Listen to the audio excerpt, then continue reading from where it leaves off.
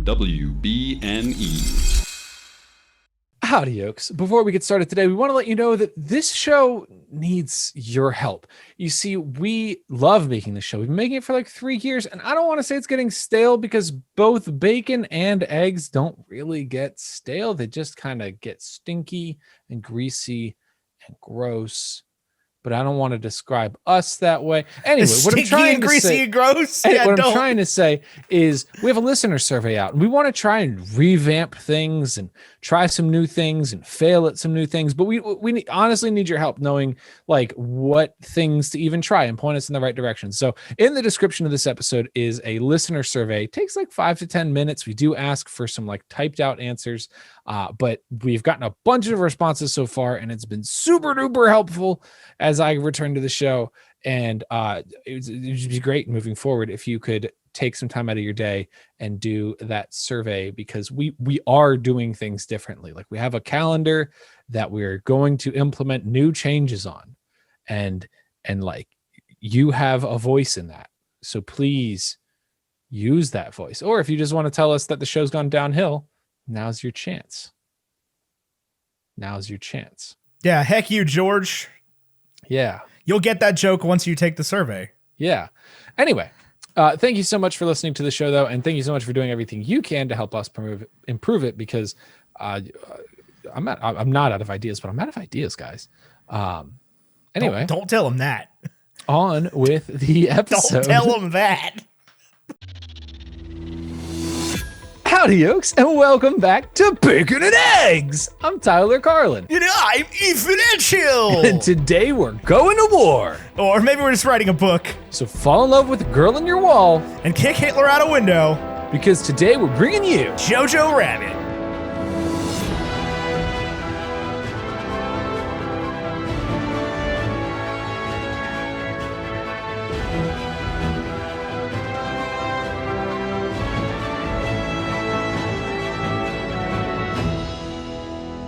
Okay, now not only is Jojo Rabbit the most requested movie on this channel, we're like, I said channel, this podcast. Don't say channel. You can't say channel. I can't say channel. This is that feedback we were talking about. This is the feedback we're talking about.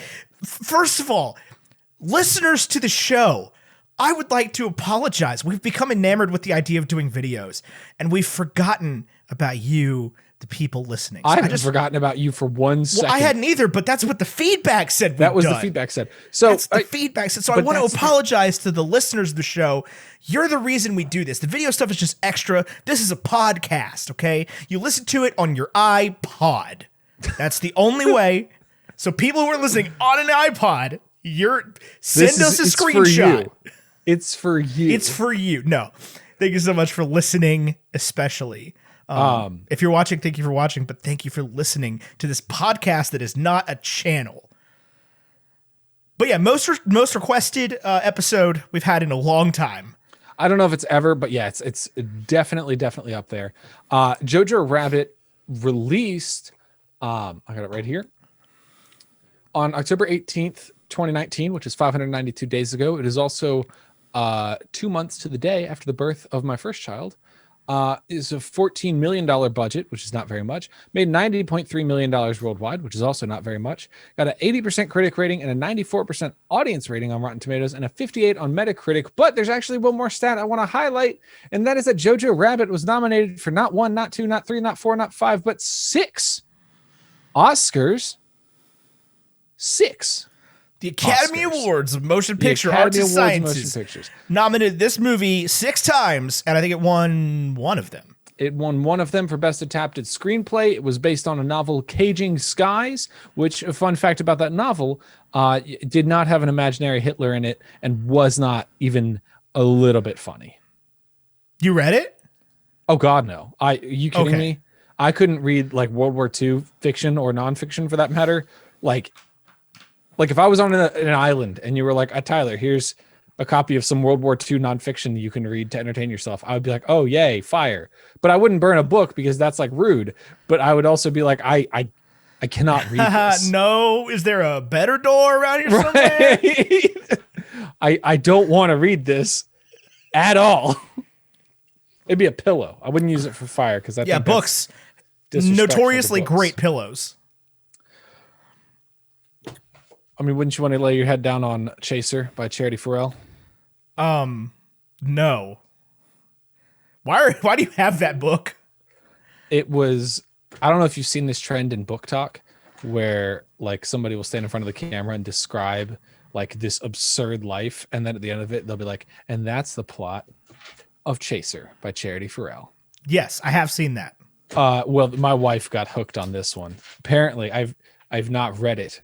Not my cup of tea. Books with covers like this I was one. going to say, that is a book based on the cover that I would not read. To our listeners at home, there is a very handsome, chiseled man about to kiss a very traditionally beautiful woman who is wearing overalls, and he is wearing no overalls or regular clothes for that matter. And that's the cover. That's the cover. Anyway, that's on the front. That's on the front. On the inside, I believe, is a story about a woman who is in high school and gets pregnant with the principal's child. And then let me see if I get the hook right.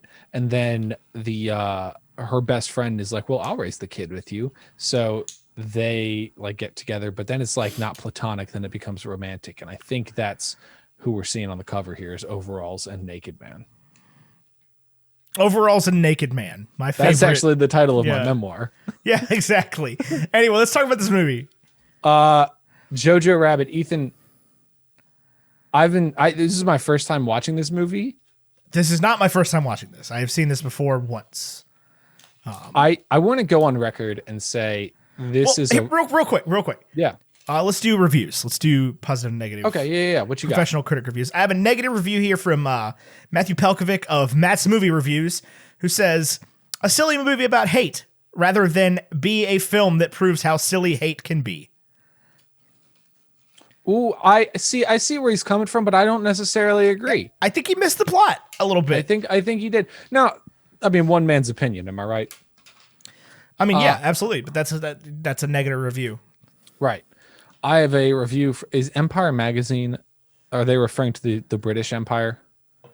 No, I don't think so. Haven't read Empire Magazine. Hang on. Empire Magazine. Oh, never mind. I have a review from Christina Lawfrey from the Independent. Oh, no, just read the... Oh, it is... Empire is British, actually. Aha! Ben Travis at Empire Magazine. Taika Waititi's most daring film isn't his most successful, but among the tonal clashes, there's real hope, humanity, and no bones about it, Nazi bashing at a time when that's depressingly necessary. I was going to say this is definitely his most successful. I forgot about Thor Ragnarok. Thor Ragnarok is like it's definitely his most successful, but that's like kind of cheating a little bit. I don't know that it is. I mean, like, you got to consider that like Thor 1 and Thor 2, like they could have continued to go that direction and called Kenneth Branagh up and been like, hey man, you want to do another one? Right. Yeah. Okay. But like, if you're in a race, right? And you're driving a Corvette. Yeah. And everybody else in the field is driving like 1990 Toyota Corollas. Okay. I'm following. You're probably going to do a little better. I'm going to get smoked by a riced out 1990. Oh, yeah. Sorry. You're exactly right. You're exactly right. Say you're driving a Bugatti Veyron. Okay. And everybody else is riding bikes. Okay. Yeah. You're probably going to, this is what I'm saying. You're going to do better just sort of like anybody, you can put anybody in the world in the Corvette, right? And they're going to do better than the people on bikes. Right. This movie is a bicycle to the Corvette. Right. So this is my first time around with this one. I think this is one that demands rewatches. It definitely does. There were so many details I picked up the first time that I was like, this would be so satisfying a second time. Yes. That, and you just get like, I don't know. There's something better about it because I haven't watched it in over a year, right? Right. There's something better about watching it the second time, though. It's like having seen it before and sort of having a vague idea of like what happens in it takes some of the pressure off of it in a good way. Do you remember back in the annals of your mind, 2019, October 17th, roughly, what you thought this movie was about? Yeah, so I thought this was gonna be. No, I don't honestly. I Right. thought so up until yesterday when I watched it, I thought this was a movie about how Jojo succeeds as a Hitler youth. And I thought the reason it was controversial was because like we, the audience, is laughing and like sort of sympathizing with this Hitler youth and like hoping for him to succeed. And I actually remember being like, how is this the movie that everybody is insanely in love with? It must be fantastic. And that, it turns out, is not what the movie's about. Well, so I thought it was going to be, because I knew it was about before it came out and before anybody had seen it. Really, I knew it was a movie about a Nazi with an imaginary friend. Yes, I knew that. I thought it was going to be basically exactly like Nazi Harvey, where the imaginary friend is a rabbit. Oh, Which is the plot of the movie Harvey. I also thought imaginary Hitler was going to have a larger role. Well, he does have the crux of being imaginary. It does make it harder for him to have control over things. I mean, Bruce especially Willis since JoJo is like doesn't the really have any main power character whatsoever. of The Sixth Sense. Say that again? Bruce Willis is like the main character of The Sixth Sense. I haven't seen The Sixth Sense. Okay, well, but you know. Yeah, I know, because I've watched Scrubs. Right. So, like, you know the imagine. Have you seen A Beautiful Mind?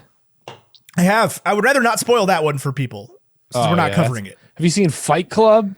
I would rather not spoil that for people. It doesn't. Have you read Stop telling people Supermarket things by about Bobby movies. Hall? Have you seen Harvey? No, I haven't seen Harvey. You should watch it. It's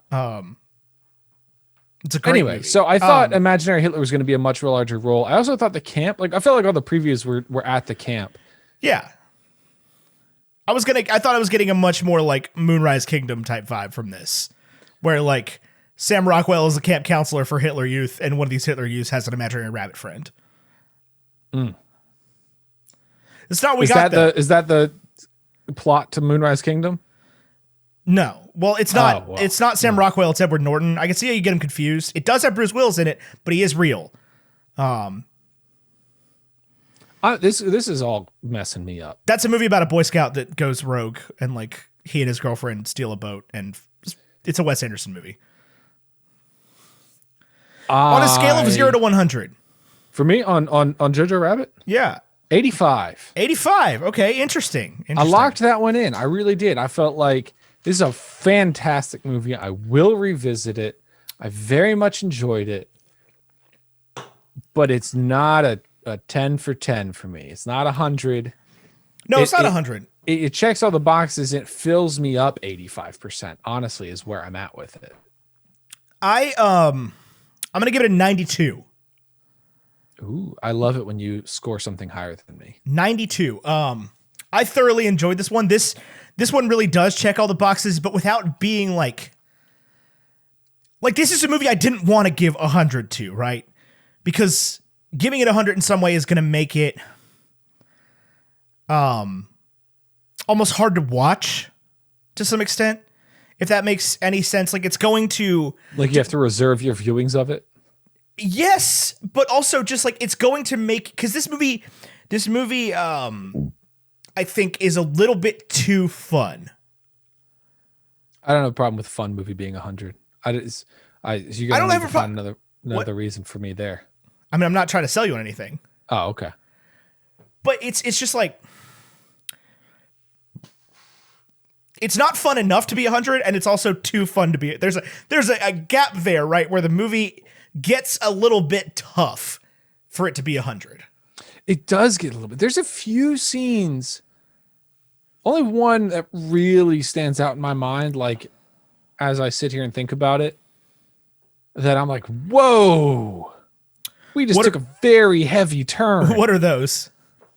The one that sticks out is when he's walking home from the I guess like the Hitler camp office. Yeah. And he sees his mom. Yeah. that moment, that's like, brutal. I mean, that to me was like so incredibly powerful. And I think there was so much temptation on Taika's part to pan the camera up and for you to get like a full view of this morbid thing that happened. Yeah. And I think not doing that honestly gives it so much power that like we have established the shoes mean this much. Yes. That I don't need to show this gruesome shot. I can save some money in the budget and give you more power. Well, I can save some money in the budget. I can make it more powerful, and I can just not do that, right? Like I cannot alienate that group of people that way. And I don't need gore for the sake of gore. That's what I'm saying. It's like it doesn't have to be gory, right? Like a different director, I think any other director would have just scooched the camera up and been like, in case you didn't know, that's Scarlett Johansson there hanging by her neck, deceased in Germany. And he was just like, nope, just the shoes, mate. That's all you need. We've established your shoes because and I think that is for me, that specific scene is what drives the movie over that 90% mark, is that the trust in the audience. This movie says a lot about trust pretty overtly. I love that line. I thought it was fantastic. How do you trust somebody? You trust them. Yeah. I was like, what? I mean, like, it's so good. I do feel like okay. So this movie is a little controversial from what I hear. It is a buzz to this day with the like, can you make this movie where can you make this movie? And this movie is I'm gonna put a date on it. October 2019. No. Not a date the movie was made. What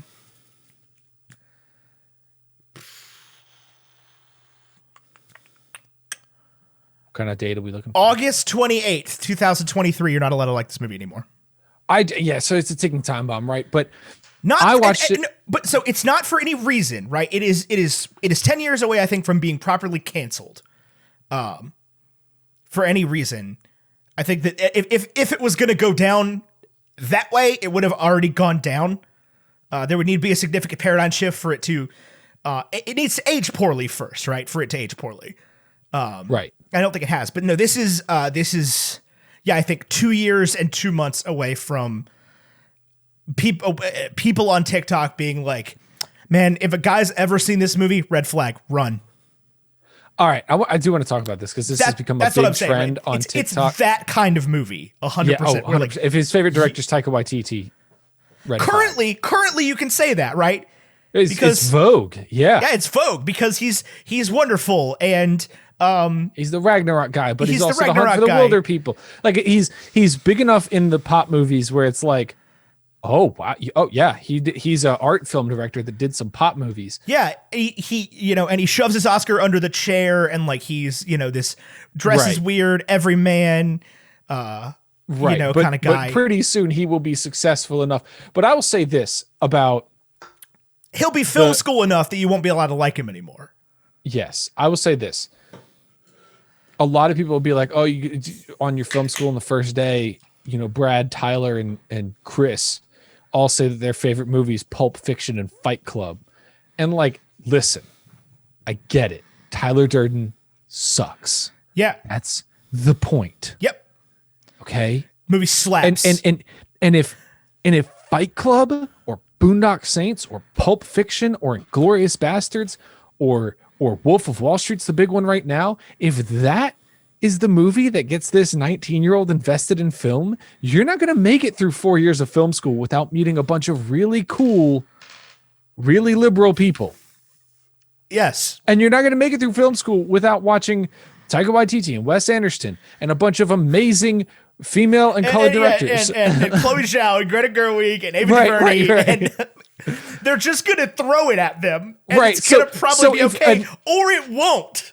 Right. And then they won't succeed. But if a 19-year-old gets into film because they see Wolf of Wall Street and they're like, the way that this person made this movie is cool. I'm sorry. I'm just okay with that. Doesn't mean they want to be Jordan Belfort. No, yeah. if your boyfriend idolizes Jordan Belfort. Like not the character DiCaprio played, the person, like the Wolf of Wall Street author. The Wolf of Wall, sell me this pen himself. Yes, that is a red flag. Please run. Just go ahead and call the Securities Exchange Commission ahead of time. Let them know, because he's pumping and dumping $GME like you wouldn't believe. He's got all his money tied up in Dogecoin and Ethereum. And just leave. Just leave him. It's fine. But if he's like, oh man, babe, I liked this Martin Scorsese movie, like, you're probably gonna be okay. Right. And if he's like, let's watch Glengarry Glen Ross, that's fine. Yeah. Like, if he wants to watch sales movies, let him watch sales movies. Do you know why salespeople like sales movies? Because those guys suck.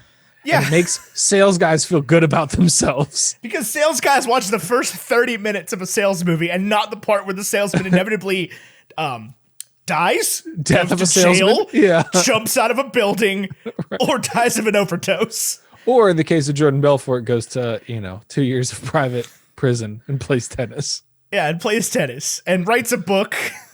And is now a zillionaire again and goes on Logan Paul's podcast. Yeah.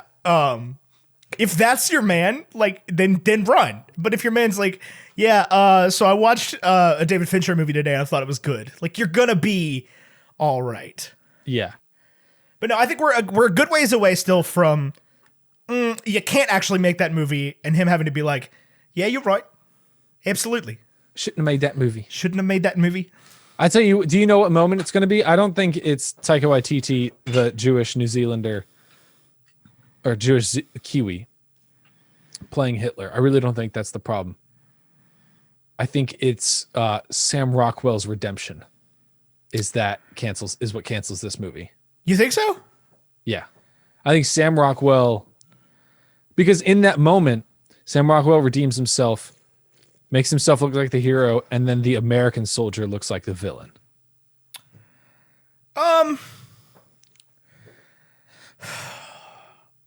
I think that's the moment.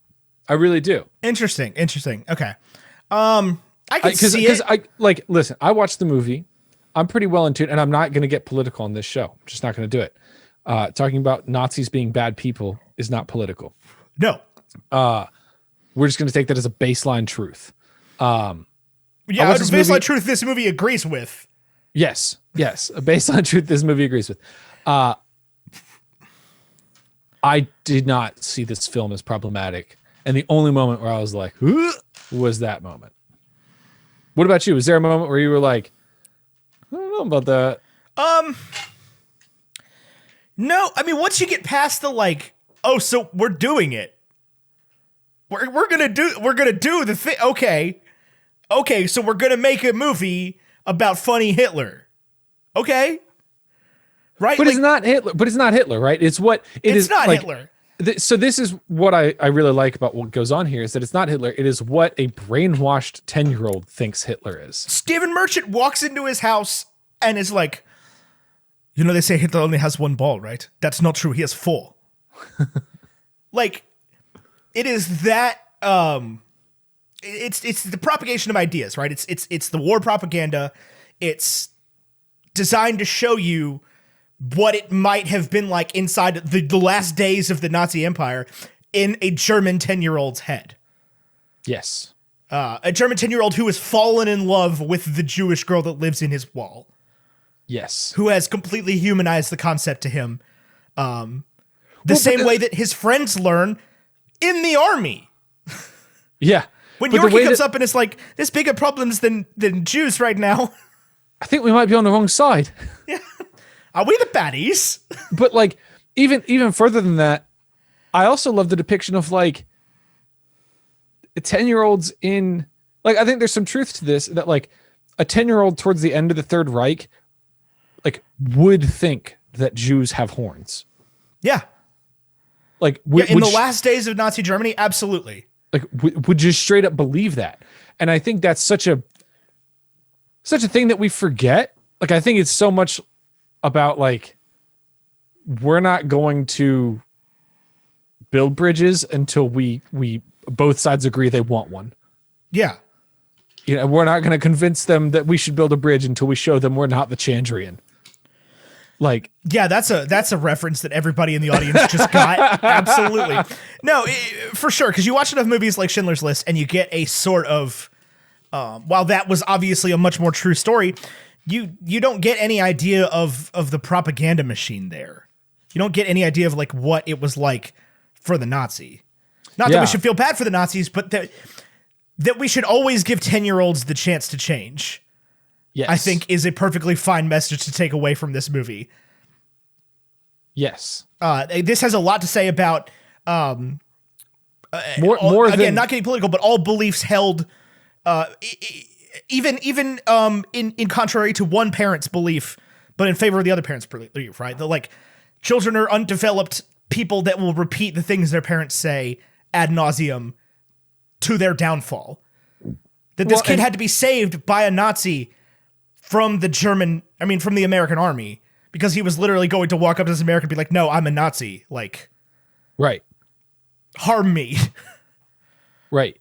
And there's a few scenes that are really good here. What I just love beyond love is exactly what we're talking about here is Jojo wants to belong more than he wants to kill Jews, which we see immediately, right? Like he gets kicked out of Camp Hitler and he's like that's the biggest problem. That's the worst day of his life, right? Like his sister died, his father's dead. But the worst day of his life is that he doesn't have friends at Camp Hitler. He doesn't have friends at Camp Hitler. All he has is imaginary Hitler. Right. And Hitler's the only thing that he knows how to love. Right. He puts Yorkie's like, I thought you were my best friend. Or I thought I was your best friend. And he's like, no. Best friends reserved for the Fuhrer. Sorry, bud. Yeah. Like, he just wants to belong to something, right? He's repeating everything everybody's ever told him. He's an impressionable little kid. And Elsa says that to him right to his face when she's like, you're not a Nazi. You're a kid who wants to put on a cool uniform and belong to a club. Yeah. And like, not that we should let anybody get away with that. Obviously, the Nazis are bad people, did horrible things. The kid's 10. The kid's 10. He's also like, we don't run into this situation very often where like he's in an inner circle, so to speak, of like, he's not directly causing any harm. No. As a Nazi in the middle of Germany. He is like a cog in a machine that is obviously terrible. But like, he's not the one pushing these ideas and gassing Jews and doing all of these terrible things. Yeah. He lives in his little town and he goes to camp and does nothing. Right. And then he goes back to his little town. And I do love Taika Waititi was very intentional to make this town look vibrant and like arts forward. Apparently that was a sticking point, was that a lot of war movies make Germany look like just a hell war zone. Yeah. Bleak. And apparently inside of Germany during World War II, it was like the best. Yeah. I mean, obviously not if you were Jewish or black or gay or anything, but if you like to the Aryans, it wasn't just like, oh, we're the superior race and we live in this shitty place. It was like, we're the superior race and this place rules. Right. It's very much the Titanic mentality, right? The people that are, mad about the fact that there's black people on their boats as they're drowning. Right. They might get on a boat with third class passengers while the ship is sinking. Right. Just the utter and absolute ignorance, because it is, I would say that a lot of war movies make the German non-soldiers too easy to sympathize with, for sure. Where it's like they're depicted as just like being victims of the situation. Yes. When in the reality, that was not true for most of them. But I like Scarlett Johansson's character, who's like a proper dissenter. Yeah. And is for the revolution, for shame. Yeah, she dies for the cause, for sure. She gets taken, snatched, and hung. I also think it's interesting. There's a few comments to be made about how people identify themselves, because Elsa comes out of the walls, and like I think one of like the comments when you're in middle school learning about World War II is like, oh, why wouldn't you just say you're not Jewish? Right. Right. And Elsa comes out of the walls and does exactly that. But Jojo and Scarlett Johansson do not do that. It takes until the very end for Jojo to be like, I'm not a Nazi. Like, he identifies as a Nazi through and through, and Scarlett Johansson identifies as a dissenter as soon as she's asked or as soon as she's confronted. I mean, it happens off screen, but we can only assume that that's how it goes down. Yeah, you cannot imagine there was a struggle there. Right. I don't. Yeah. I feel like it's implied that because Jojo and Elsa get to stay in the house, right? So there's got to be some trade or something to that effect. Yeah, well, I think that the sense of time there is a little warped as well. Just in like, obviously they're preparing for an invasion. Like, nobody's really going to check on the kid after that. That they were worried about the house because they heard, rumors that one of the people at the camp was like, this kid knows too much about Jews. Go search the house, find the Jew that's there. But then after they've done that, after they've cleared the search or whatever, and Sam Rockwell signed off on it, then they just don't care anymore. Right. Because it's not about the kid. It's about, they're going to kill a couple other people just to be safe. Right. And that's why I don't think that it's going to be the redemption per se for Sam Rockwell's characters, because he also clearly was never particularly bought into the whole thing. I think he's a born soldier, right? And when he doesn't get to soldier anymore, he's like stuck thinking about what it means to be a member of the Third Reich. Yeah, as soon as he's not in the military, then he's like, well, hey, hang on. Wait, we're doing what? Yeah. What are we fighting for? War, man. War. Why do we do that? Why did we do that? I get why we did. I get why we did that one. For sure. I get why we got involved in Germany. I think the way we got into that one's a little weird. What do you mean? We waited until attack on a Navy base or an Air Force base and not even a U.S. territory to get involved with Japan.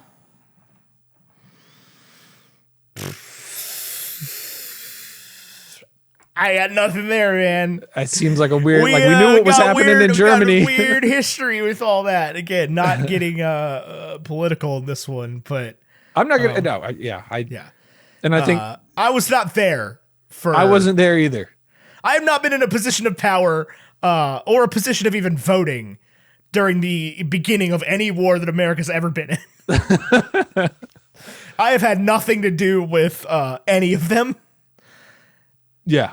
Not that makes me innocent being American or whatever, but like I don't make the wars, man. I mean, but you're in a similar boat as Jojo here, right? Where like there's probably a certain level of propaganda that we'd have to deconstruct. And it's not your fault, but you're definitely a part of a potentially terrible machine. I don't know. It's very hard to tell from the inside. Definitely, yeah. I mean, all wars are if we could solve problems other ways, or start figuring out how to solve problems other ways, that would be great. Like if nobody gets bombed, that would be fantastic. If we could just stop bombing people. Yeah, I don't have a solution for it. I definitely don't have a solution for War II. It is over, and it did happen way before I was born. Way before. But it seems like it sucks, man. Like, going to war, being involved in a war. Like they make a lot of war movies. We covered one of them on the show not very long ago. Well, you didn't. I did. And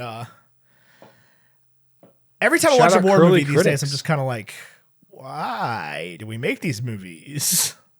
I think people are fascinated by war. I really do. I don't watch a lot of war movies. There was a question in the Facebook group from Riley Josek, who just finished like basic training. I don't know how military works. But he was like, what's your favorite war movie? And I was literally thinking through it, and I was like, I have no idea. And then I kept thinking of like Jojo Rabbit and Glorious Bastards, like films that are very clearly satire, or like Star Wars or Infinity War, movies that are definitely not the war movies people are asking about. Right. And I honestly, like, I remember at one point seeing Saving Private Ryan. That was a good one. My father-in-law watches Midway at least once a week. The new one or the old one? Both of them. They both suck. Look, man. So I'm on the opposite side of this, right? Like I'm on the opposite side of this. I grew up we watch war movies in Westerns household, right? So like I've seen more war movies than I would ever care to. And like prior to a certain extent, we started making movies about how bad Vietnam was in like the 90s, right? Okay. And prior to that, it was mostly just like, me, gee, howdy do I love the war type movies. I've seen Forrest Gump. I think not a war movie. It's close. It's not though. Okay, like there's a thing people are talking about when they talk about a war movie, and it's not Star Wars, it's not Infinity War, it's not this. It's certainly not Forrest Gump. It's your Saving Private Ryan. You're 1917. You're Midway. What's that one with Tom Hanks on the boat? What? There's one with Tom Hanks and he's on a boat. Not the one with the pirates. The other one. Captain Phillips? Captain Phillips, yeah. That's not a war movie. No, not Captain Phillips. That's the one with the pirates. What's the other one? I don't know what you're talking about. Oh, it's like the whole thing takes place in the dark. Definitely a war movie. Behind enemy lines. On a boat? On a boat, yeah. You haven't seen this one? I don't know what you're talking about. What? IMDb. Come on, man. Tom Hanks war movie. Castaway. Talking about Greyhound?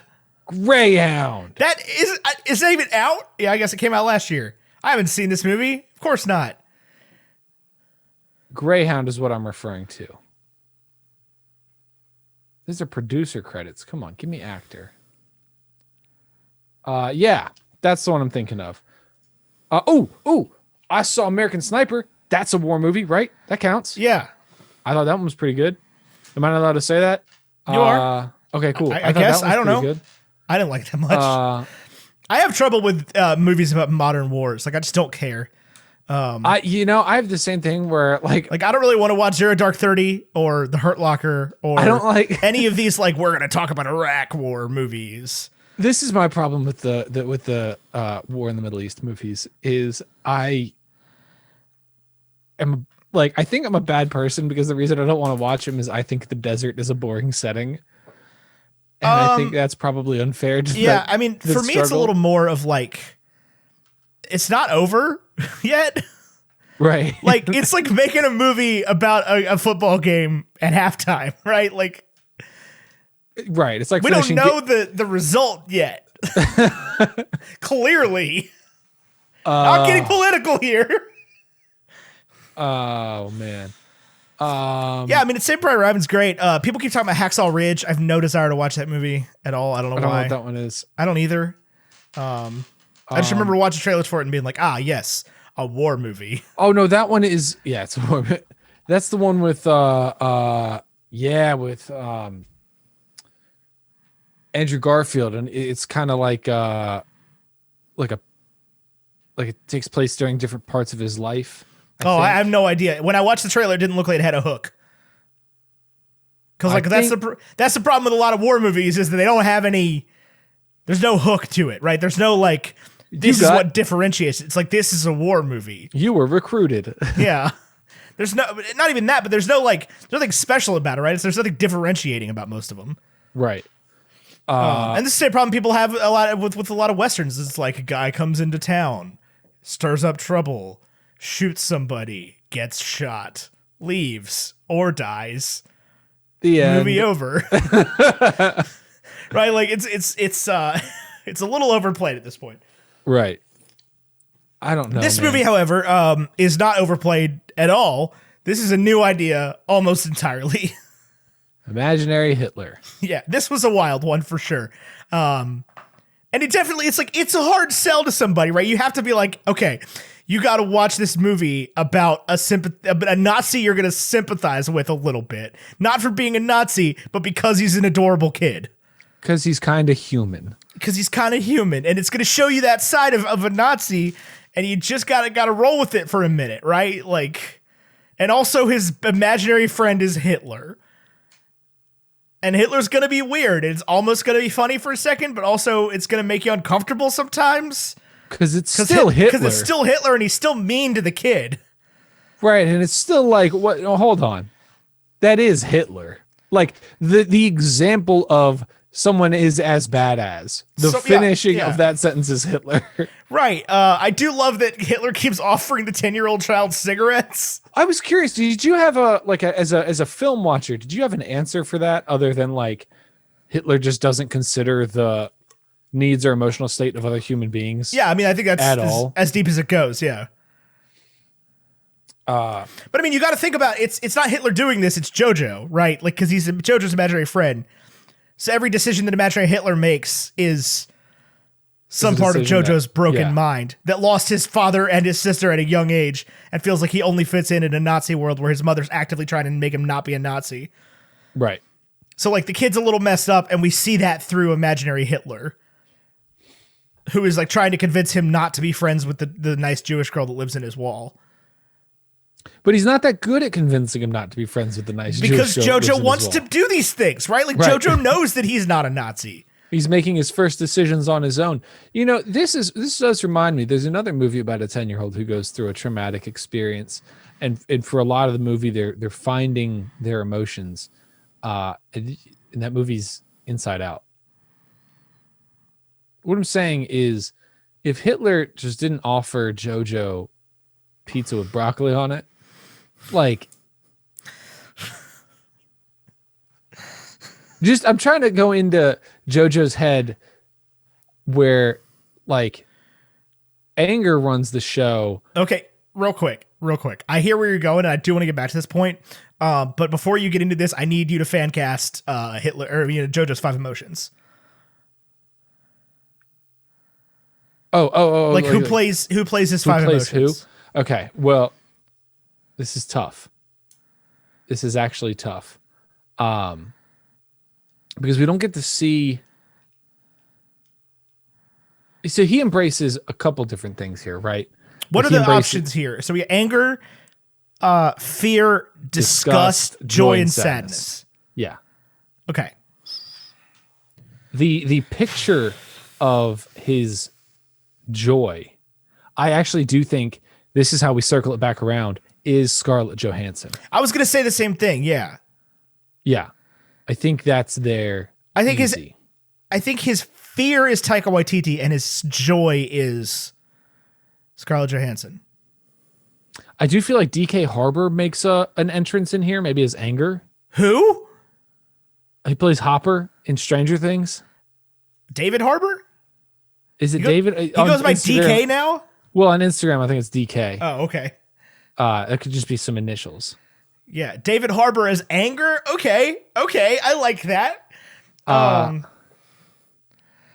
think disgust is Elsa here. I don't know who the actress is. She was fantastic, though. No, I don't think it is, because he's not ever disgusted with her. Do you think he tries so hard to be? Do you think we bring in Rebel Wilson as disgust? Because that's like her whole character, right? Is that like she just comes around and says something disgusting, and just like keeps going. Here's a gun. What does that make Sam Rockwell as? Sadness. Oh, that's tough. Scarlett Johansson is a talented voice actress. Maybe she could do both. Sadness. Sadness has to be either the sister or the dad. Who we never meet. I think sadness is the sister and disgust is the dad, right? Because Jojo's mad that the dad is a freedom. He won't admit the fact that his dad deserted the German army to go fight for the resistance. Oh, is that what happens? I mean, that's what we're led to believe. Okay, I didn't quite get that. Is he either died in the resistance or died trying to get to the resistance, or is still alive fighting for the resistance? Okay. Because all the kids make fun of him and they're like, Jojo, we heard your dad, went to fight for the resistance. He's like, no, he's in Italy fighting on the front lines. And they're like, no, he's not, son. So getting back into Jojo's head, yeah, who drives? Like for Riley, it's joy. Who is his primary driver? Well, that's the whole movie is the fight between fear and joy. I disagree. Riley can't feel sadness or joy, right? She's numb to those emotions when she gets to San Francisco. I think fear drives Jojo from the start, because that's like what Hitler is, right? Is like he's instilling propaganda fear into Jojo, like you won't belong if you don't buy it. But that's the internal struggle, is that joy takes over. Yes. Joy wins when the mom dies. No, sadness wins when the mom dies. That's a core memory between sadness and fear. Yes. And then that allows Jojo to fall in love and realize that he doesn't like the Nazis. And then and then there at the end, victory is joy. I mean, victory theoretically is always supposed to be joy, right? Like, not for Hitler. No, but like in your mind, like you want joy to win. Right. It's not about forcing happiness. It's about not letting sadness win. That's not the story in Inside Out, though. Riley has to embrace sadness. I stole that line from the Wonder Years. Oh. But that's what I was thinking of the whole time, is that song. It's like, it's not about forcing happiness. It's about not letting sadness win. That's Riley's struggle in the whole thing, right? Is that like it is about not letting sadness win.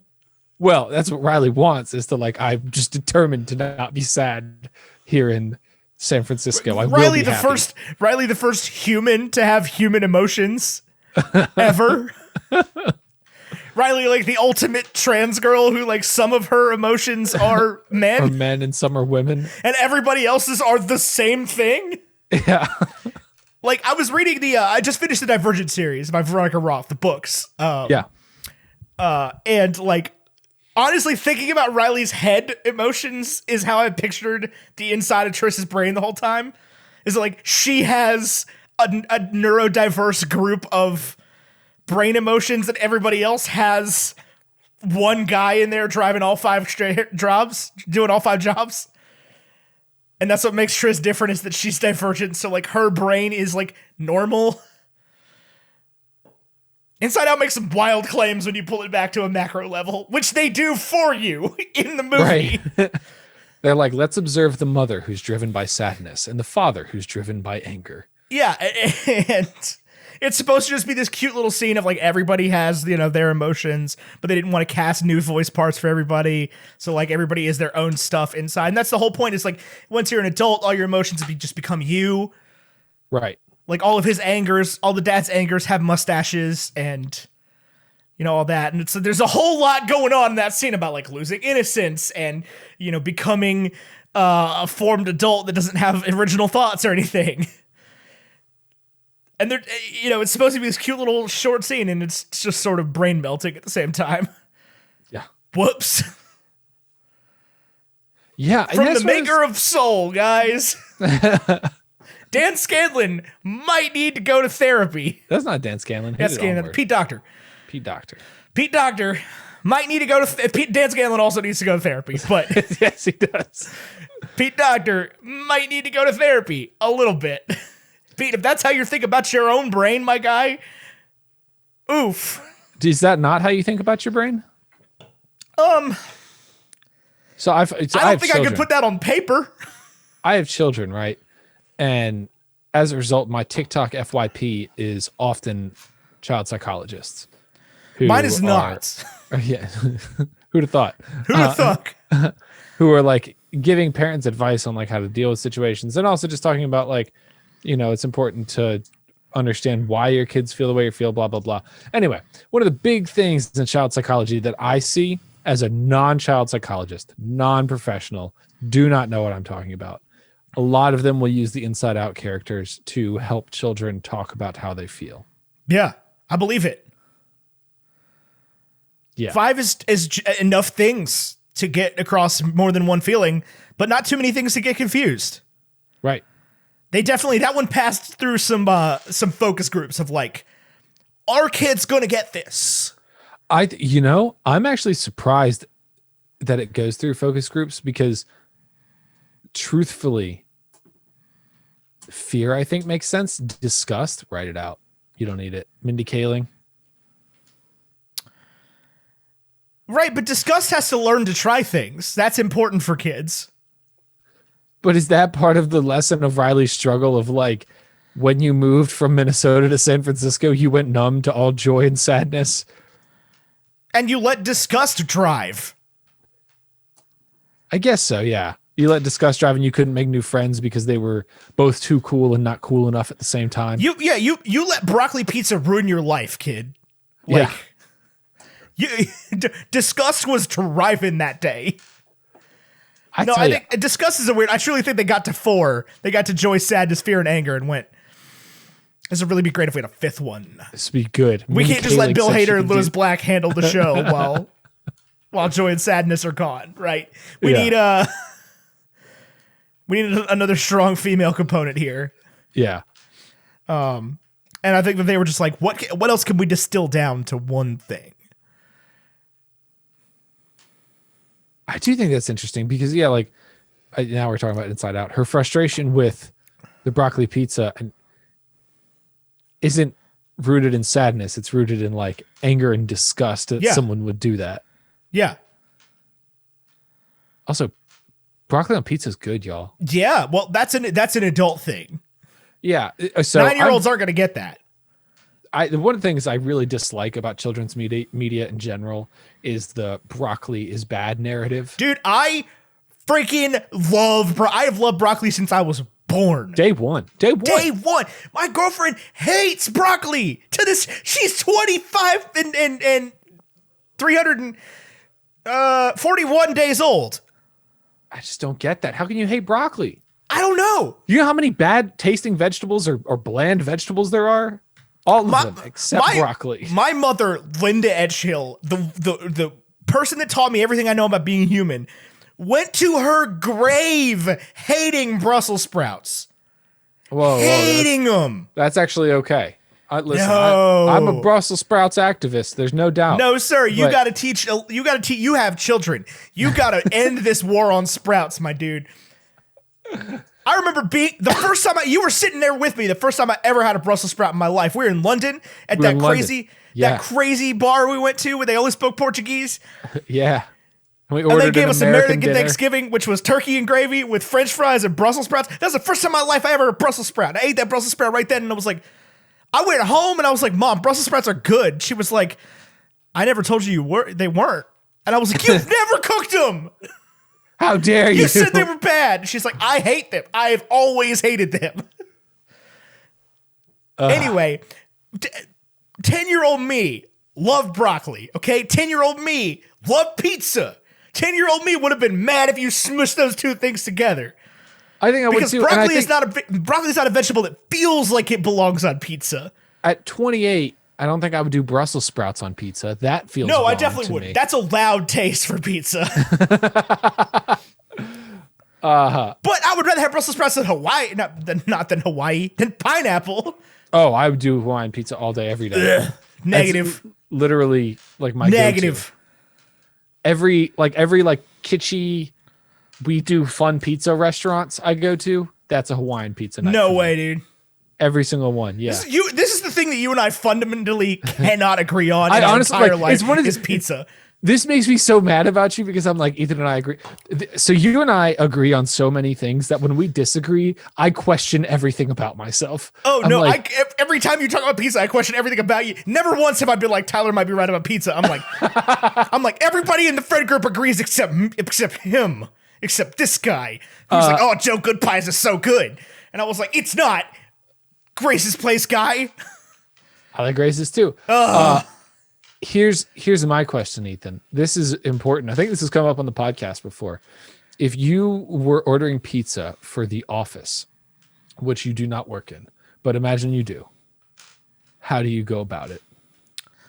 That's a big question, man. Because how many people are in the office? How long have I been there? Have we had pizza parties before? I would say. How many pizzas? I would say 10 people work there. Okay. You have been there about 18 months. Okay. And like the person who would normally have ordered the pizzas, it's their birthday. It's their birthday. Okay. So now it's like, so like now your cubicle mate was like, we got to do something special for Ruth. So you're ordering the pizzas. I mean, I'm not going to order Hawaiian. No, I'm not going to order Hawaiian. What are you, insane? That's a controversial pie. Yeah, I mean, I'd get definitely a bunch of cheeses. Everybody go eat cheese pizza. Yeah, so I believe in a 3-2-1 rule when it comes to ordering pizza. Okay. You, for every 1 sausage pizza, you order 2 pepperoni and 3 cheese. Yeah, I would say so. In this situation, you aren't going to get 6 pizzas for 10 people. I mean, that's fair. So you probably do. I would think you would do. I would do I would do 2 cheese, 1 pepperoni, 1 supreme. I think Supreme or sausage? supreme. Ooh, interesting. See, that's where I think it gets a little dicey. Is the heavy topping ones. And now there's some factors at play here, right? Like, what about Grace? She's gluten free. It's like, well, I don't know if pizza day's for her. Then it's not her birthday. On her birthday, we're not going to get pizza, Right? But also, that's what I'm saying. It's like, because if I'm the new guy and they're like, hey, new guy, get pizza, and I don't know that Grace is gluten free, right? Like, if I'm there 18 months, I know Grace is gluten free. We've had enough birthdays that I know Grace is gluten free. Right. Like, we've got that figured out. There's a Grace contingency plan. Right. And I think we let Grace know that we got her, but like, right. We're doing pizza today, but they do sell salads. We're gonna figure you with out. Grilled chicken. We're gonna figure you out, right? Like, we'll get you taken care of. We got you, Grace. No, so I think that first of all, I was gonna go back to Jojo Rabbit. I gotta make one more quick point. The mellow mushroom slander has to stop, just from the world. Mellow mushroom's fine. You don't have to like it, but just leave other people alone, man. I don't know who you are. Me? Yeah. Mellow's good, man. Disliking mellow mushroom is like a core memory for you. No, okay. Now hang on. We had that mellow mushroom experience. It's like. I mean, that's a core memory, but I'm not going to hold that against the brand. I might. I mean, I go to Mellow here in Roanoke. The Star City Mellow is great. Kinda. It's a little too garlicky. But like, I like Mellow because I can go get a crazy pizza without being judged. That I see that I'm big on that too, where like I'm like, oh, I want a crazy pizza. Let's go to CC's buffet. And people are like, if you say that again, right? It's like, oh, I want a mac and cheese buffalo chicken pizza. Mellow mushroom's like, done. Yeah. You want that half and half or just smoosh together? Right. But you go to Domino's and they're like, what? Or you bring it home from Domino's and people are like, what's wrong with you? Yeah. One time you and I brought Pizza Hut home. It was like a pepperoni pizza. And my dogs wouldn't eat it. To be fair, that pizza was horrible. It was really not good. That Pizza Hut's gone now too. Yeah. I've had have you had a personal pan pie from Pizza Hut before? I have. Drive through. That is another level of good pizza. Yeah, except Domino's has started doing pan pizzas and they're better. I don't sympathize with Domino's. You're a Papa John's guy. They do the pepperoncinis. Okay, and the they do worse sauce. pizza. It's the garlic sauce and the pepperoncinis. I'm a nose guy, man. If we're getting chain brand pizza, I'm a nose guy for sure. I'll take Papa John's over the Hut. I was a Domino's guy for many years. In college, we did Domino's, and I like Domino's because they do have an expanded menu where I can order god awful chicken wings, and they'll just bring them to me. Yeah. They'll bring you a whole plate of spaghetti, some chocolate lava cakes, a pizza. You got to remember some cheesy breadsticks, and it'll be like $17. You order one large pizza for Papa John's, they're like, that's $48.50. Thank you. Right. Although but you college, get the peppers. Hey man, we got the pepperoncinis. We didn't charge you for them. This pizza was $29. We didn't charge you for the peppers. Now, I've gotten to a stage in my life where I stock pepperoncinis. And, of course you do. Me and my father-in-law will watch Midway and just tear through a jar of pepperoncinis. Just nods pepperoncinis. And then he'll be like, "Oh, I got heartburn," and I'll be like, "I cannot imagine why." I can't imagine why, Bill. Take some time to get over it. Maybe see your GI earliest convenience. Might have an ulcer. Who knows? You just tore through 2 jars to these bad boys. Oh, that's gonna be me. I'm gonna go to the ER when I'm 43, and they're gonna be like, "You have a hole the size of Mount Everest in your stomach, man. What are you doing?" And I'm like, "Red sauce." Like It's the free pepperoni. You know you have way too much stomach acid, right? I'm like, red sauce, red wine, tomato sauce, red things, all red things. Acid. My diet is red. Toothpaste. I like red stuff. No, orange juice is what I meant. I feel like I just hinted at something, and now I have to think of one. You got one? It's been a minute. It's been a minute. All right, Ethan. What do you I got got? a few things that are bothering me. Okay, tell me about your We're toothpaste and gonna orange rapid juice. fire these toothpaste and orange juice situations. Okay, I'm gonna need a ding for each one as you agree with it. Kind of like, have you seen Who's Line, where like he just starts ringing the bell? Yeah. Yeah. Okay. First things first. Grass, stupid. Why is it growing? It's driving me nuts. I get it. Okay. When I'm a kid, I have this nice lush carpet of grass because my father has time to put into it. But I'm an adult who travels every weekend and has very young children. And I don't get to mow my yard every weekend. And guess what, Ethan? My neighbor, do you know what he does for a living? He's a landscaper. He's a professional landscaper. Not one of these rinky-dink two Hire guys in a him. truck.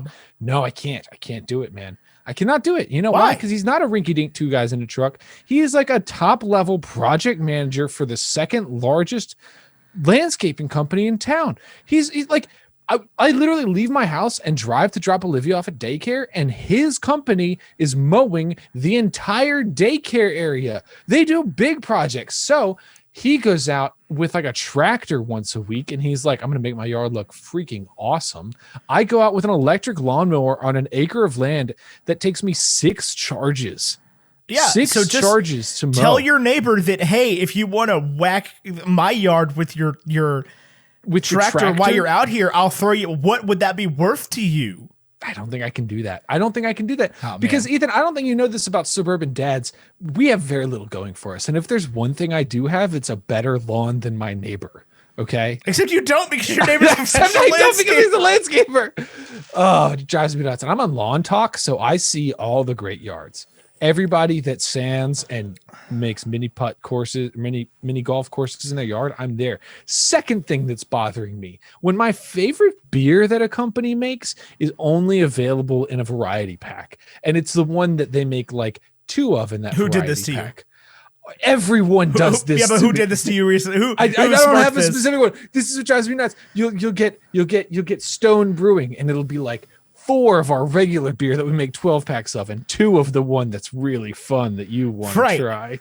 And it's like Devil's Backbone does this. It's like, they're yeah, Devil's jerks. Backbone Adventure Pack. It's like, here's 6 Vienna lagers and 6 one of each of really cool beers that you can't buy anywhere else. Yeah, you can come to the tasting room in Charlottesville. I'm not gonna do that, Devil's I'm Backbone. not going to do that, Devil's Backbone. You know why? Because I have to drive home after that. Ugh. I drove by that place recently. That's a heck of an operation. It's a very cool operation. I've never actually been there. Thing they've got going on. I've been to the Boulder Rock up on Carter Mountain, but not the like full scale Boulder Rock. I have not been to any of the Bold Rock facilities. I will say Bold Rock does this to people where they have variety packs with very good beers, and then the 6 packs are like Bold Rock, hard cider, apple. Like, yeah, I mean, it's delicious. Don't get me wrong. I mean, Boulder Rock's always sold 6 packs of their good stuff, though. Very frustrated with ticks. I don't know why those are a thing. I've had to pull like 4 ticks off of me and 2 off of my dogs. It's only a matter of time until I have to go like proper hog wild against a tick who gets onto one of my children. And have to burn the forest down. Yeah. Like, I'm not looking forward to that. Also, I saw a snake while I was mowing my yard the other day with an electric lawnmower, and he laughed at me. He turned his head. You might gotta cut some of that brush back, my dude. I paid my landscaper, my 2 guys in a truck landscaper, to come out and brush it back. The problem is I can't keep up with it because one, it takes 6 charges to mow, and a charge takes 4 hours. 2, my yard. You need a new lawnmower, my dude. I know I There's something wrong with that. Let me tell you why I can't get a new lawnmower, because patreon.com/bacon and eggs, people aren't there. People got to go to patreon.com/bacon and eggs. Otherwise, I don't get a new lawnmower. 2, Father's Day's not for another few months. 3, America Father's has Day's weeks. Father's Day's in 14 days. Another few weeks. 3, Ethan, this is very important. 3, this is very important, Ethan. Father's Day's not for a couple more weeks. 2, patreon.com/bacon and eggs. 3, I have no idea, man. I don't want a gas mower. I feel like I want to be the guy that's got like the really nice electric mower, but an electric mower, like a riding one that would do my whole yard, is like $1,500. Yeah, at that point, I could just pay somebody to come mow my lawn. Right, which is what you should be doing. Right. I know it is. This is 3. America has the world's worst maternity system, so it's not like I have bonus cash sitting around right now when I have a working lawnmower. No, you do not. So anyway, stupid situation. Landscapers are so cheap, though. It is. It's absurdly cheap. I don't know if this is the case everywhere, but to do like your yard, it's like $35, which maybe that sounds like a lot of money. I'm sorry if it does, but that's totally worth it to me. It's like I get paid in the amount of time it takes me to mow that yard. $70 a month. Yeah, worth it. Yeah. You come every 2 weeks, take care of it in 30 minutes. Yeah. Cool. And you, like, dude doesn't even take his headphones off the whole time he's there. The guy that mows the lawn at my mom's house is rad. He's a one-man operation, one guy in a truck. Yeah. And he's just killing it. He shows up for 20 minutes, makes his $40 every 2 weeks, leaves. Anyway. Although don't forget to call him for 2 months. Once the grass starts growing. Whoops. That's on me. I don't live there anymore. Nobody lives there anymore. Don't tell my insurance company, but nobody lives there right now. Here Ethan is to the thousands of people on the internet. Yeah, I got a call from the county that was like, hey, man, we're going to give you a fine if you don't mow your lawn. And I was like, shoot. I was afraid of that call. I went out today and did it before I finished Jojo Rabbit. I did. I went out and mowed the front yard.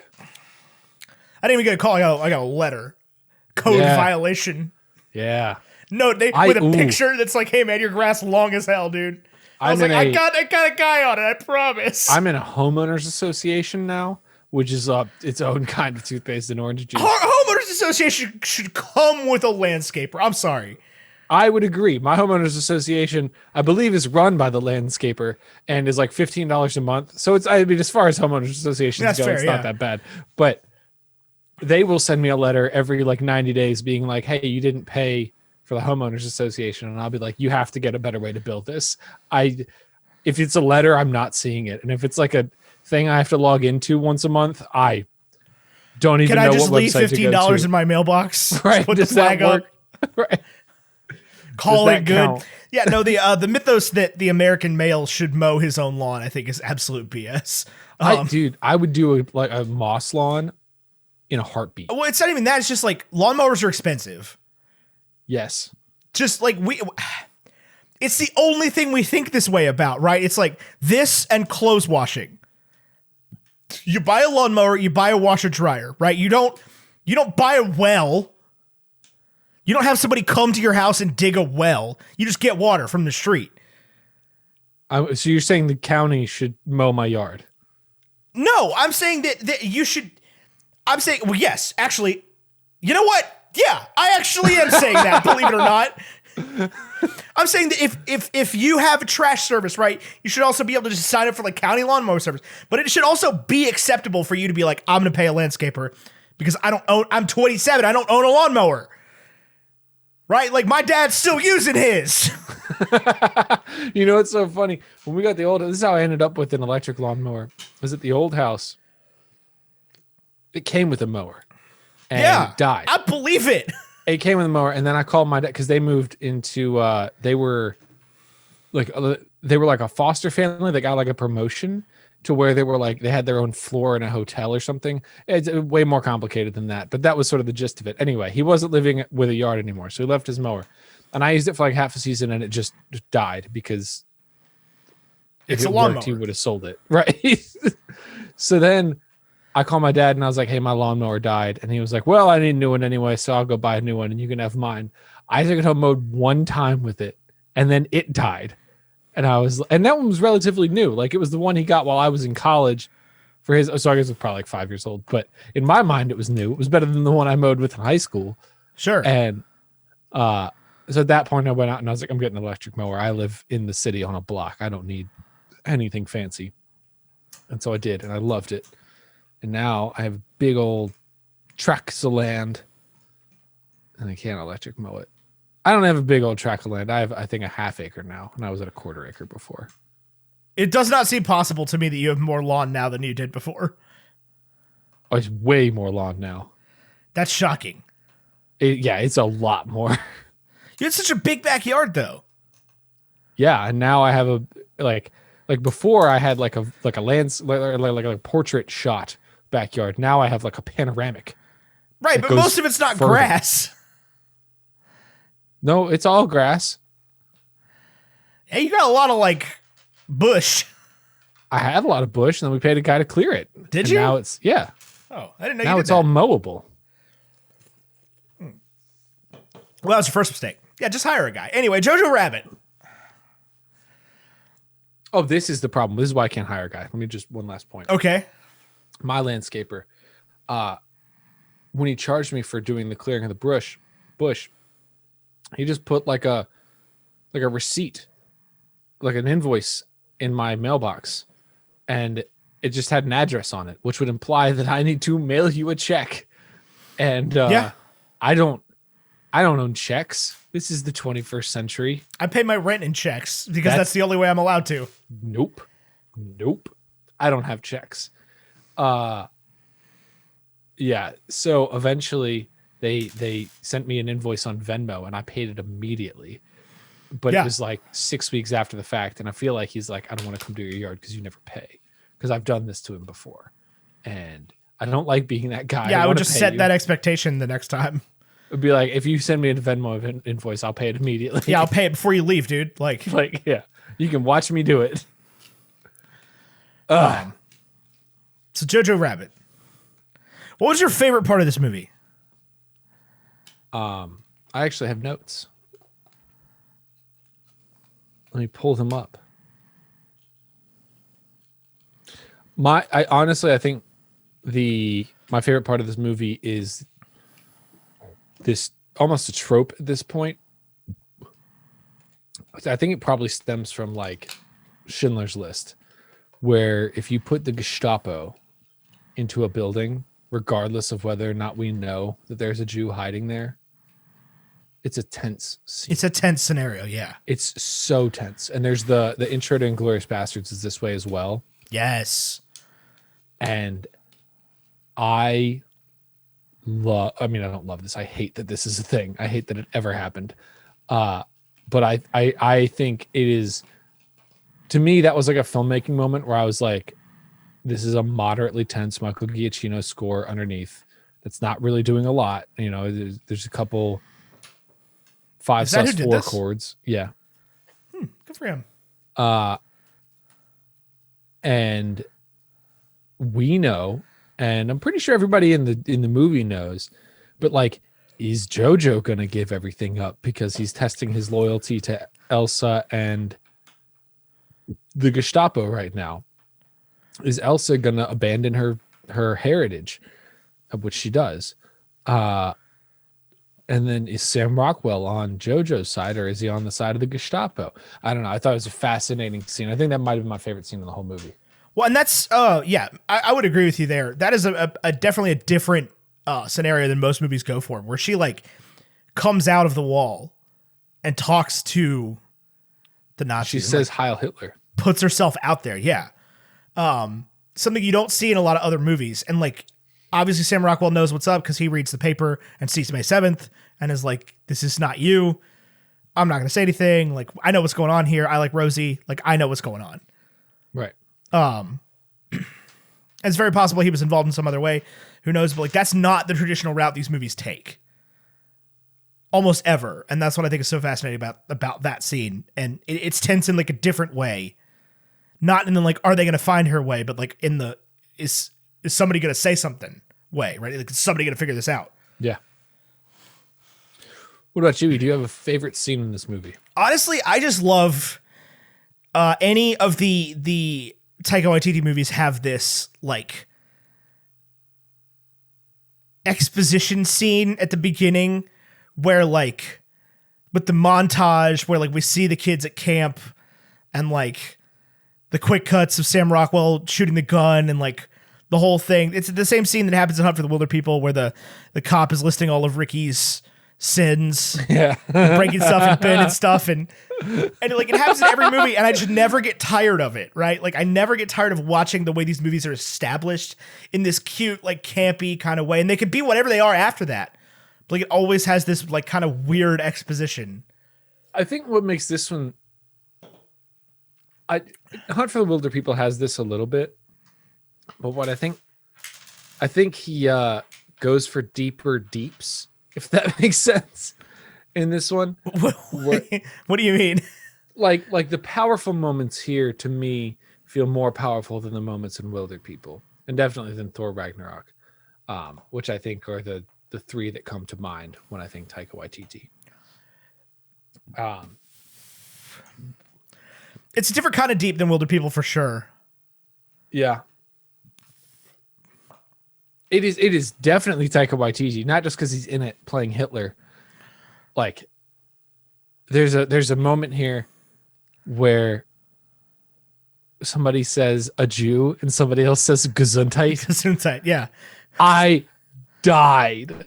Yeah. I was like, that's the best joke I've ever heard. Yeah, it's definitely his dialogue. It's definitely his writing, which has its own unique characteristics, right? It's never as formal as you think it's going to be, right? Right. Where like it's the opposite of the Wes Anderson thing where all kids talk like adults all the time, right? Like where every kid in a Wes Anderson movie is the most well-read person you've ever met in your entire life. It's the complete opposite of that where like the adults don't even talk like adults. They talk like children. They talk like children, right? It's just very conversational language no matter what. It's like, I think these movies do have an air of, especially this one, have an air of like, to exactly your point, like this is what you and your friends who made movies in the backyard, like this is the pinnacle best version of that movie. Right. Like Taika Waititi is a very advanced 12-year-old making movies in his backyard with $14 million budgets and professional, filmmaking teams. Like I still, obviously he's a fantastic writer, fantastic director. I still feel like he just kind of shows up and it's just kind of like, okay, so here's what we're going to do today is we're going to make a movie. And everybody is kind of like, yeah, we're all actors. We make movies. He's It's like, what, yeah, you hired us, man. We're going to make a movie. And just like the casting is brilliant for all these people and every character is used well.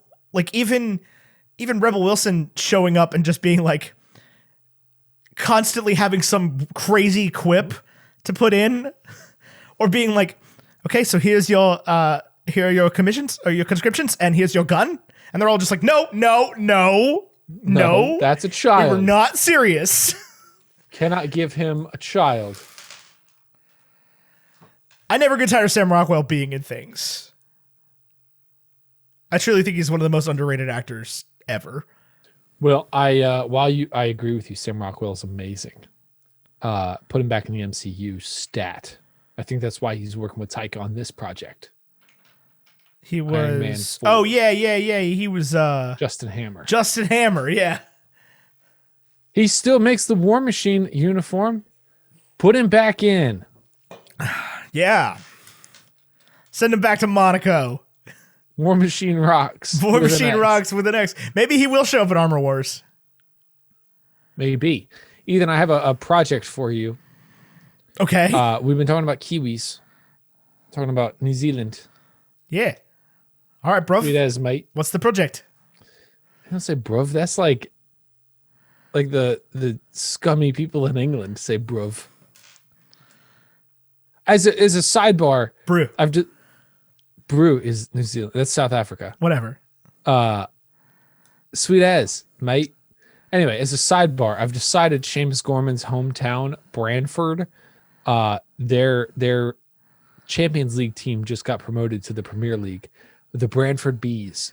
Champions League is not the same thing as the English Football Championship. Oh my God. I'm done with this game. I've decided I no longer care about soccer. Okay, well, I just want you to know that the UEFA Champions League is very different from the second tier of English football. They've just advanced from the second tier of English football to the Premier League. And Yes. that is now my team, the Brantford Bees. Brantford Bees. We had gone on a long discussion because it was always Manchester United, but I felt like one of the old faithfuls. Like, there's nothing to being an American like an old faithful team. That's like when you meet a British person, they're like, "Oh yeah, the Dallas Cowboys, mate," and you're like, "Oh my God, shut up." That's not how British people talk, though. I love the Dallas Cowboys. Even if I talk to a British person, they're like, "Oh, the Washington football team," I'm like, shut up.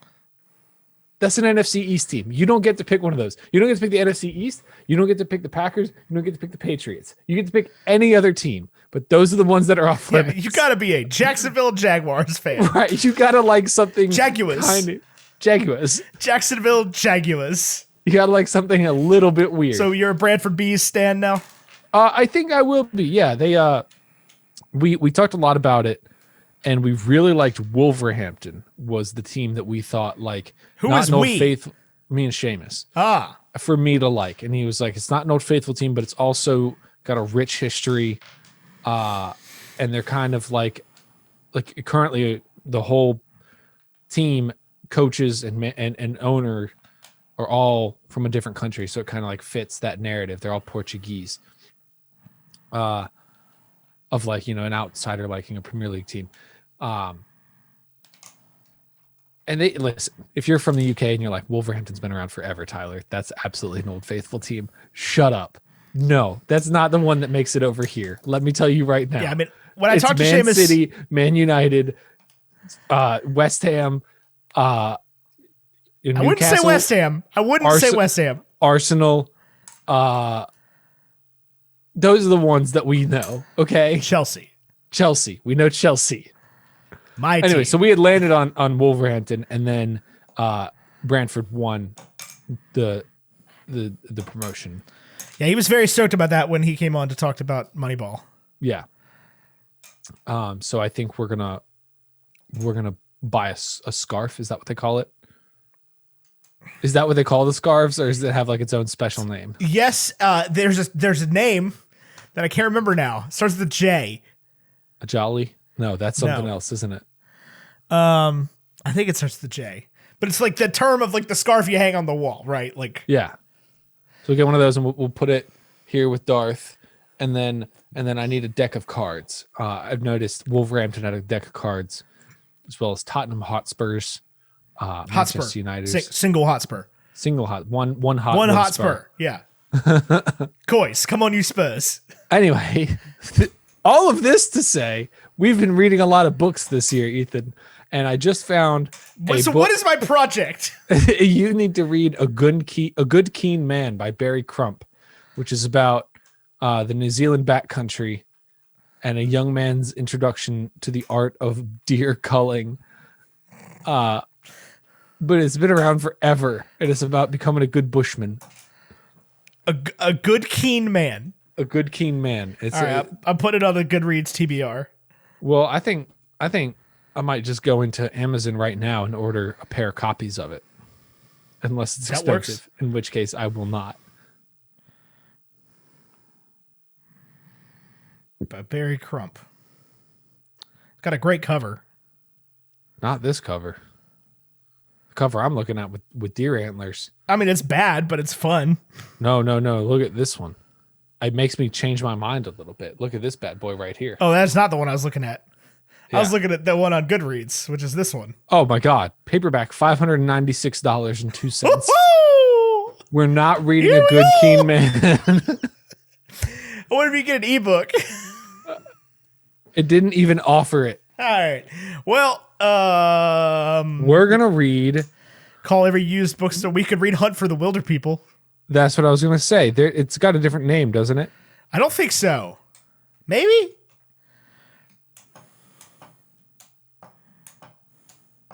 Is it called Wild Pork and Watercress? Because that's also by Barry Crump. Maybe. That might honestly be it. Yeah, that is it. The Kindle version, because it's $28.99 to buy it. Kindle version is not giving me a price. So. Okay, well, we'll figure it out. Instead, we're going to read Chaser by Charity Farrell. We're not going to do that. I don't think I could read that book. I honestly kind of feel gross touching it. I like your set design right now, Tyler. For those of you who are not watching, Tyler's got a cool book and a trophy I gave him and some playing cards. Blue bicycles. Blue bicycles. The blue bicycles. We played the blue bicycle. We play blue bicycles. In this Blue house. bicycle playing cards. If people are curious, like, oh, I want to get into collecting playing cards, blue bicycles is the answer. I have a lot of other decks, but those are I think, still my all-time favorites. Which I'm is a red good bike because guy, man. I'm a red bicycle guy. You like red bikes? You like red bikes right here? I do. Let me tell you something about the red bikes. They're red on the back. Yeah. That's the problem with them. I like them for that reason. I got red bikes right here. I think I do too. They're in the drawer somewhere. Oh, right here. Yep. Red bicycle playing cards. There you go. Still in the package. Oh, see, Because I've been using my Theory 11 Hudson cards. So people, you know this about me, Ethan. I hyperfixate on things and then get super into a hobby and then forget about it entirely. Right now it's playing cards. I've got a lot of decks. All from Blue Bicycles. That's where it comes from.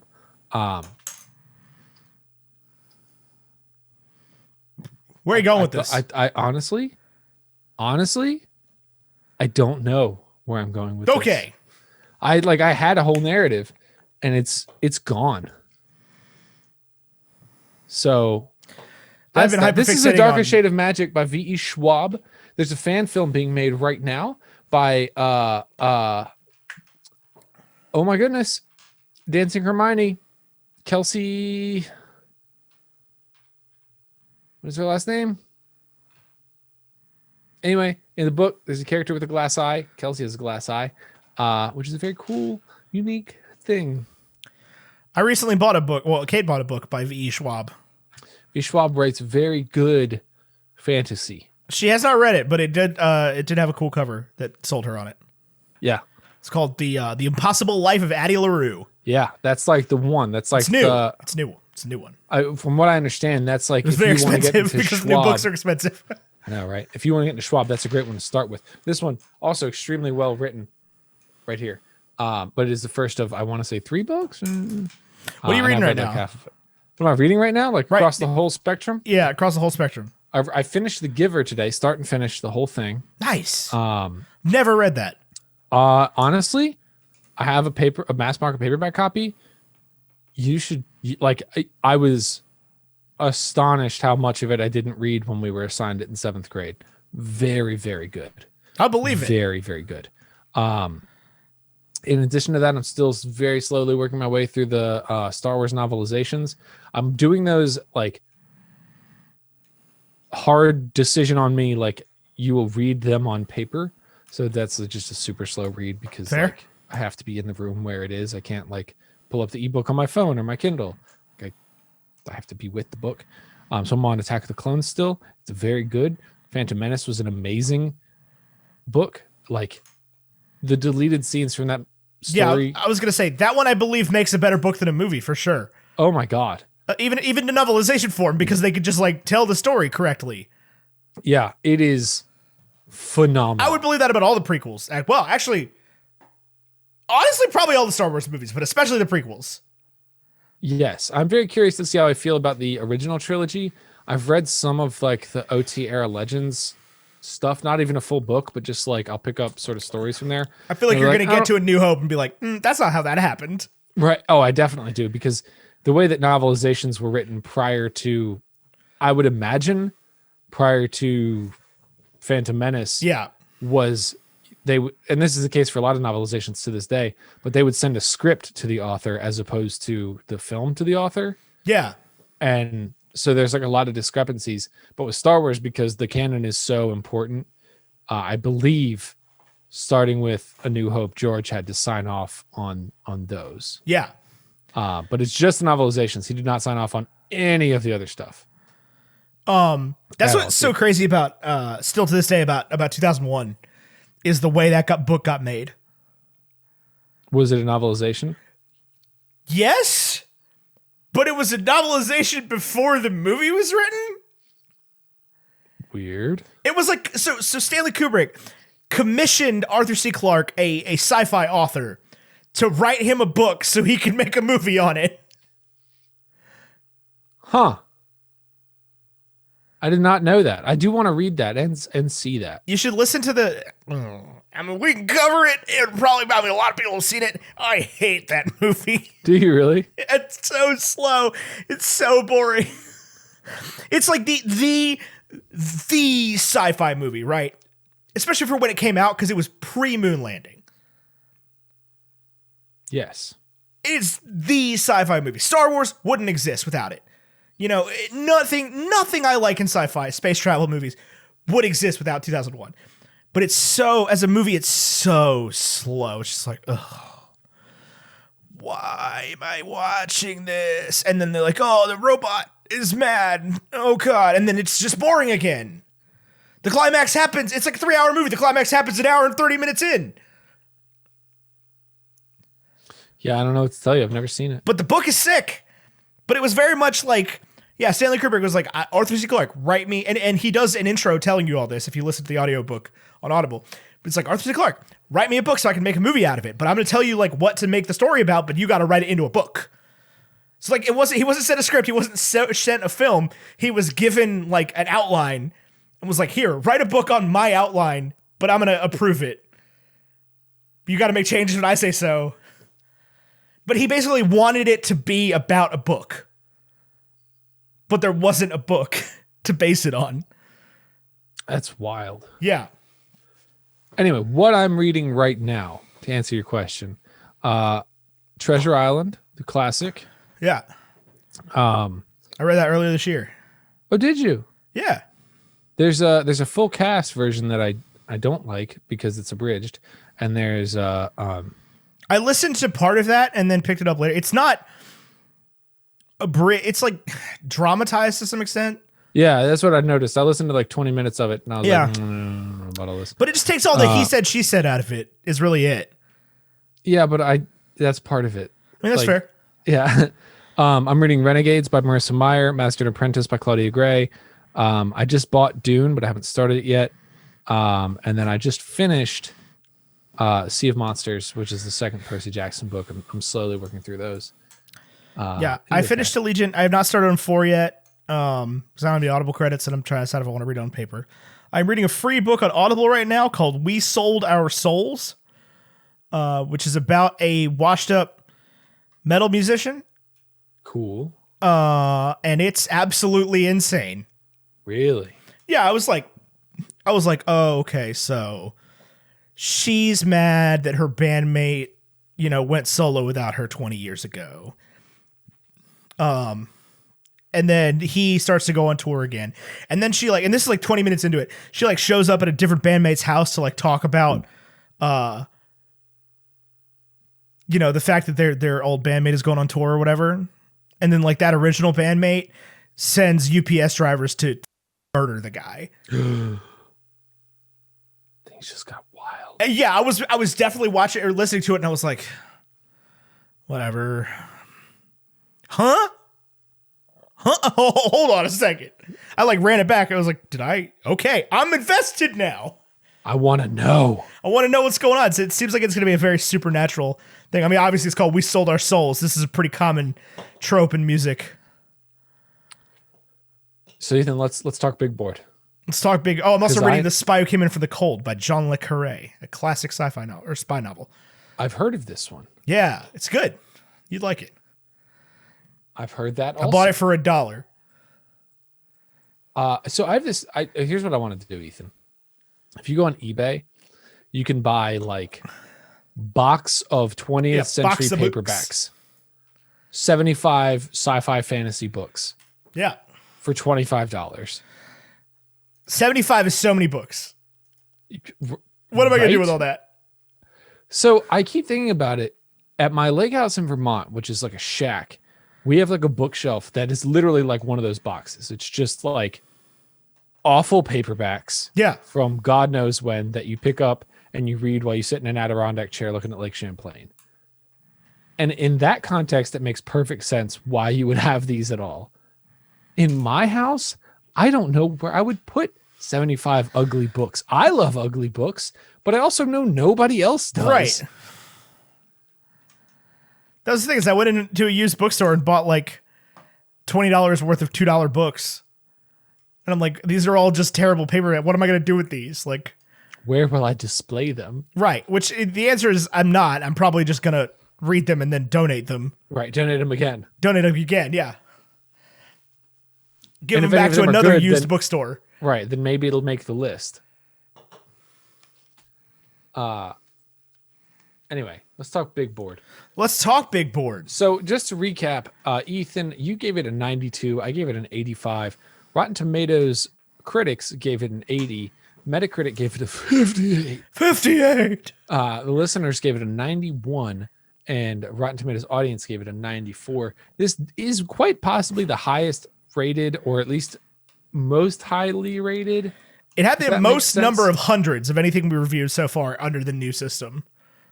Based on like a general memory, right? We don't know that for certain. We don't have yeah, I mean just on a vibe check, yeah. Right. Which all of those tallied up brings this movie to an 87 total. Now, this is my first time looking at the big board since coming back from paternity leave. An 87 total puts it at number 8 overall, edging out Groundhog Day, which has an 86. Nice. Below Lord of the Rings, The Fellowship of the Ring, which honestly, that feels about right to me. Fair. Yeah, I could live with that. James and I really bolstered that Tombstone score, I'll tell you that much. Oh my God. That's a lot of points for Tombstone. Well, we both gave it hundreds. Did you really? Yeah. I might have to watch Tombstone again. You should. It's a really good movie. He gave it 100 because he loves it that much. I gave it 100 in memory of my mother. Of whom it was one of her favorites of all time. It was one of like the last movies we ever watched together. Oh my gosh. So I did that. I probably wouldn't give it. I mean, I would give it at least a 94. So I wasn't like far off. Right. But you know, it's like one of those things like, would I burn one of my hundreds on Tombstone? Probably not. Just doesn't feel like it. But I mean, you also I think it's okay to be human and give something 100 because of a human memory. No, I did not apologize for doing that. It's just like, I'm just thinking about it myself because I didn't even consider my own score there ever at any point. Right. I never thought about what I was going to do. I never thought about what I'm going to give it. I was like, this is 100.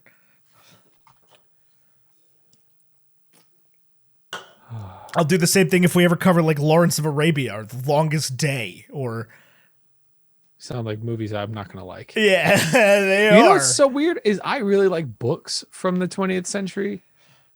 I just cannot convince myself to watch movies. Yeah, I mean, Lawrence of Arabia slaps. It's beautiful. It's some of the best cinematography ever. It's a great story. It is 3.5 hours long, and it doesn't exactly race through those 3.5 hours.